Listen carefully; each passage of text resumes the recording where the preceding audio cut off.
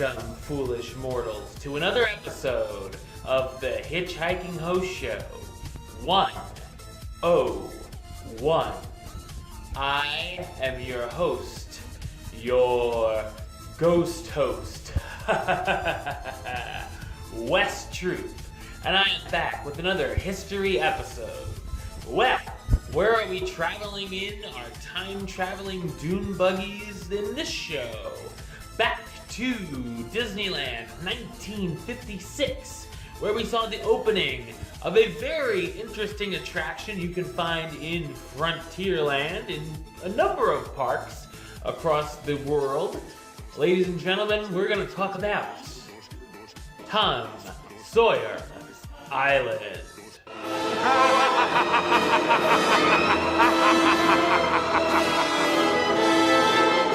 If you've been visiting the Disney parks for a long time, you have to at least be familiar with the existence of a large outdoor playground that can be found in Frontierland known as Tom Sawyer Island. When brainstorming ideas for his park, Walt Disney thought an island in the middle of the rivers of America seemed like a great idea. He just wasn't sure what theme he wanted the island to have. Walt had thought about theming around Treasure Island after his 1950 live-action film and thought it would make a great home for pirates. Some other ideas Walt envisioned for the island over the years was making it Mickey Mouse Island as the home for the Mickey Mouse Club and Mouseketeers, as well as using the island as a showcase for miniature reproductions of landmarks, such as Independence Hall, Monticello, and Mount Vernon, which would be viewed from the Mark Twain riverboat. In the final design, he came up with Tom Sawyer Island, which would be a large island especially built for kids to run around and explore on. It was actually Walt's favorite place in the park, and he wanted it to be fun and fancy-free. It's fun to be free. Oh, that's a different ride. Anyway, moving on. Imagineer Mark Davis was tasked with the map details of the island and had a tough time pleasing Walt with his designs. Many of the island shapes and contours and the Pirates Cove on the island were designed by Walt, making it the only park attraction Disney designed himself. Also contributing to the map was Bill Evans, who designed the landscaping, map expert and artist Sam McKim, who worked on the treehouse, the old mill, and Fort Wilderness, and Vic Green, who was the art director for the Jungle Cruise and worked with Herb Ryman and Claude Coates to come up with designs of the island centered around Walt's ideas. Because the island was found in the middle of the rivers of America, there would have to be a way for guests to get there. To go along with the theming, Imagineers would develop rafts for the parkgoers to travel on to get over to the island. Tom Sawyer Island opened on June 16, 1956. Guests board a small fleet of motorized rafts, which then provided transportation from a dock near the Chicken Plantation restaurant, and later near the Haunted Mansion in New Orleans Square, to the first site on the island known as Tom's Landing. The rafts' name at Disneyland were named after Mark Twain's characters, Becky Thatcher, Injun Joe, and Tom Sawyer himself. Tom's Landing was the small area where the raft docks and serves as the welcoming point to the island. Park guests could view a large map of the island, deciding what they wanted to explore first. There was also Huck's Landing, which could be found near the Fort Wilderness area of the island. To the right of Tom's Landing was an area known as the Fishing Pier. Surprisingly, guests were allowed to fish for catfish and rover perch at Catfish Cove. Visitors could pay to use a pole, and if they caught something, could have their catch cleaned and refrigerated for them to pick up at the main gate later in the day for the way home, and certainly made an interesting souvenir to say the least. Next to the fishing pier and Catfish Cove was Injun Joe's Cave. This is the area known for where Tom and Becky wrote their names with candle smoke. Guests could venture through the cave where you could find a number of different passages, find fossils in the walls, discover the hiding place of Injun Joe's treasure, and crawl through a few secret tunnels. You could also see stalactites and stalagmites in the chamber of the bottomless pit, where some have heard the eerie sounds of what could be Joe crying out in the darkness. To the right of the cave was a large suspension bridge which allowed guests to cross the swaying bridge high over the Smuggler's Cove area of the island. To go further into the island, you'd make a right at the bridge where a large stretch of rock formations could be found. You could seesaw on the teeter-totter rock or ride the merry-go-round rock at what was considered somewhat of a primeval playground. Also included were Ambush Rock, where high adventure was promised, relive the days of river pirates at the Pirate's Den, and follow an underground maze known to the Dungeon of No Escape. After traveling down the path known as Wilderness Road was one of the island's big highlights, Fort Wilderness. The fort took us back to the days of the War of 1812. Inside the large gates were buildings made from actual logs, including the canteen and trading post, which were stocked with guns, knives, pelts, and Indian craft. There was a regiment headquarters where wax figures of Davy Crockett and George Russell reported to Major General Andrew Jackson during the Cherokee Indian Campaign. The blockhouses were ready with rifles, some of which the kids could shoot toy versions of. From the parapets, you could see a forest where figures of bears, moose, and deer could be seen. Beyond the stockades were teepees and figures of hostile Indians who were on the warpath, and a few friendlier Indians as well. In the distance, a burning settler's cabin using an artificial fire effect could be seen. The settler himself, a victim of an arrow from one of the unfriendly Indians. There was also a secret escape tunnel to Wilderness Landing, which everyone knew about, so it wasn't so secret. Once done exploring the fort, guests would have to backtrack through the trail of rock formations. They then could climb into Tom and Tuck's treehouse. You could enter through a hollow tree trunk to the secret hideout which overlooked the rivers of America.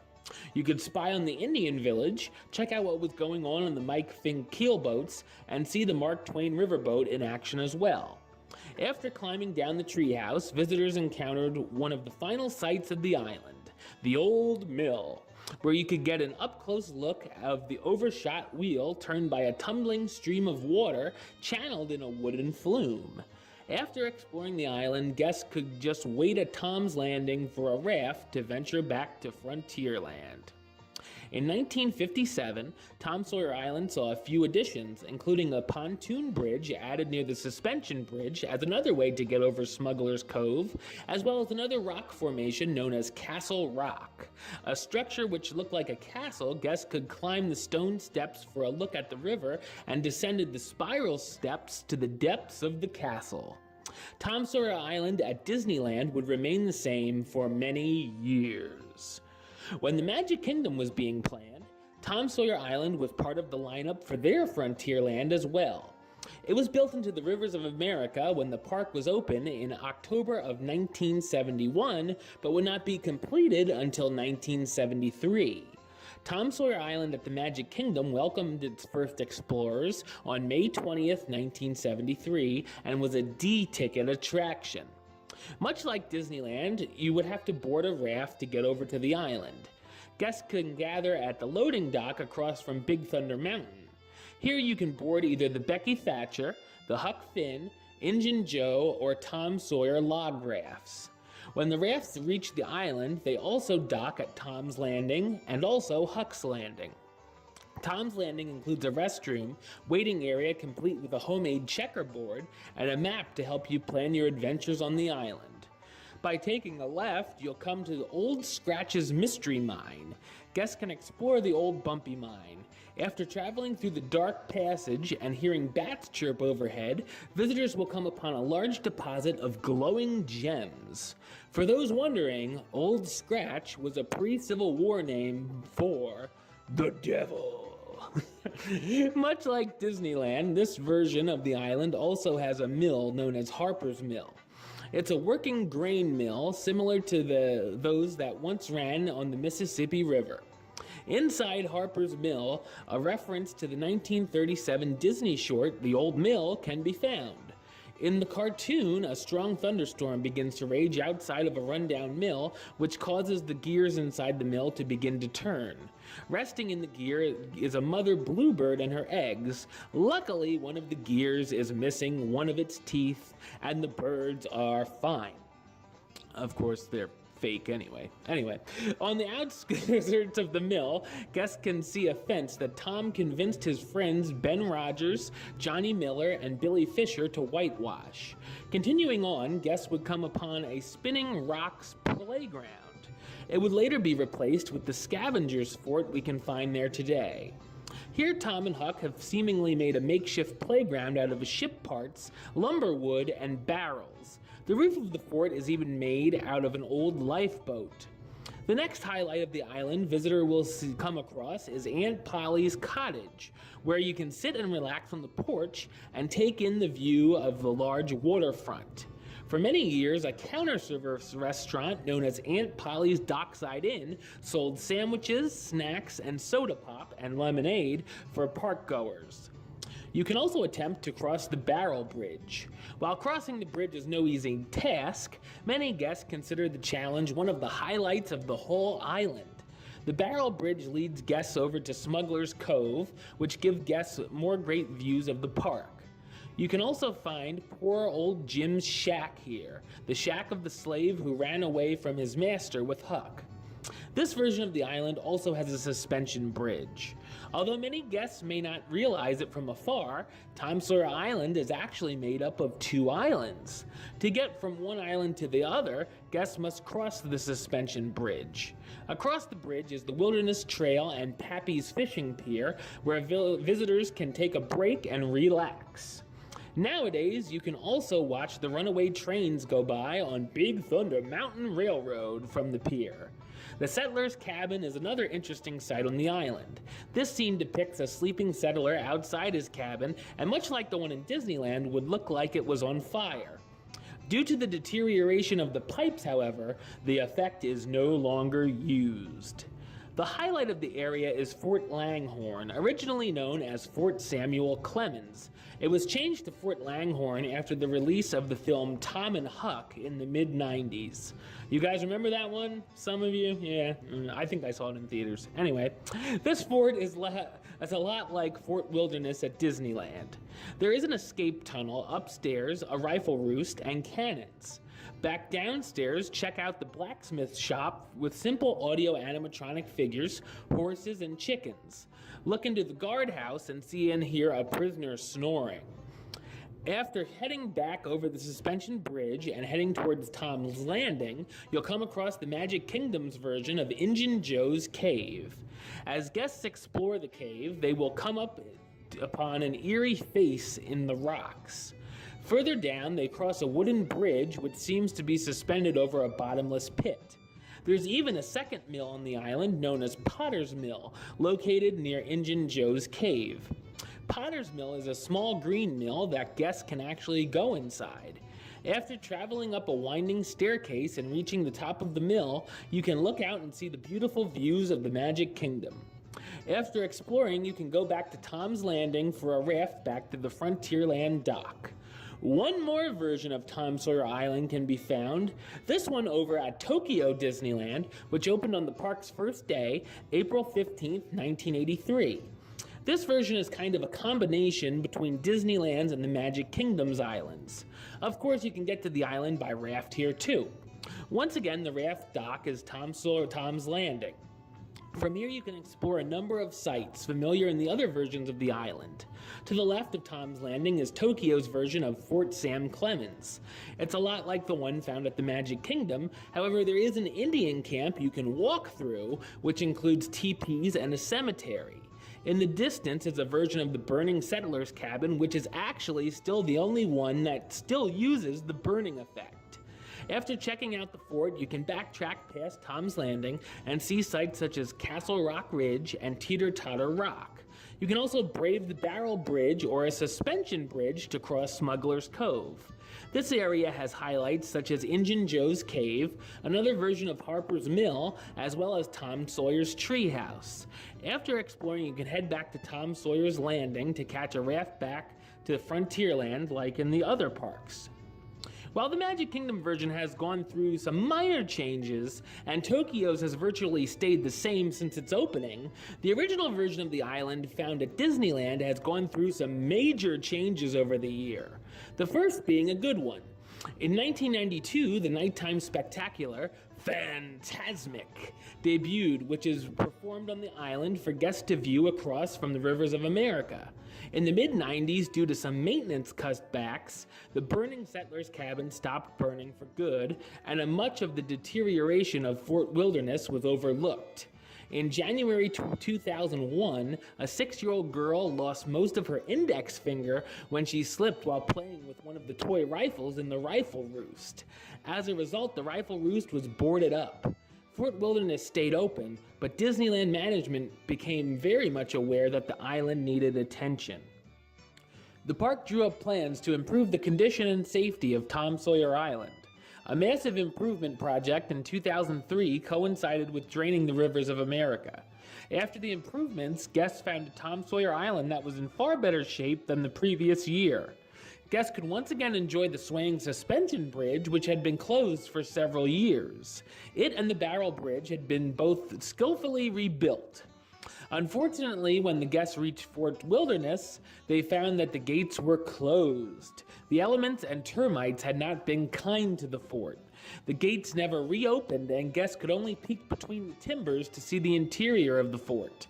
Performers of Fantasmic used it as a costuming area, and while it was functional, it wasn't pretty. It was not a question of if Fort Wilderness would be torn down, but when. On May 16, 2007, demolition of Fort Wilderness began. It was torn down and has been rebuilt with a somewhat different design. It is still closed to the public and only acts as a stage area for Fantasmic. On May 25, 2007, Tom Sawyer Island reopened as Pirate's Lair on Tom Sawyer Island, which we will talk about and cover in a future episode. Many episodes from now. At the Magic Kingdom, Aunt Polly's Dockside Inn had closed for a number of years as well. Surprisingly, one day it opened up again for a short time. It switched over to a very limited seasonal service, so you'll be very lucky to catch it when it's open. For years, there was a secret program known as Tom's Scavenger Hunt. If you found a hidden paintbrush, which was placed somewhere on the island, and gave it to a cast member, you were awarded with a bonus Fast Pass, which could be used on Splash Mountain or Big Thunder Mountain Railroad. Unfortunately, the hunt no longer exists. Back at Disneyland on January 10th, 2016, Pirate's Lair on Tom Sawyer Island closed and has remained closed during the construction of the upcoming Star Wars Land. The island is set to reopen sometime in the future. While Tom Sawyer Island isn't usually an attraction crowds trample each other over to get to, the hardcore fan base the island has will tell you it's one of the coolest things in whichever park it's in. Alright, well that's the show. I'll be back with another history episode next week, as well as another trending topic show where we'll talk about what went down in the Disney parks. But until then, don't forget to subscribe right here on YouTube. YouTube.com/HitchHostShow. You can like the show on Facebook, Facebook.com/HitchHostShow. Follow on the Twitter @HitchHostShow. And if you want to listen to the show, or you are listening to the show, you can do so over on Podbean. It's HitchHostShow.podbean.com. Until next time, don't forget to... Hurry back. Hurry back. For the next episode. See ya.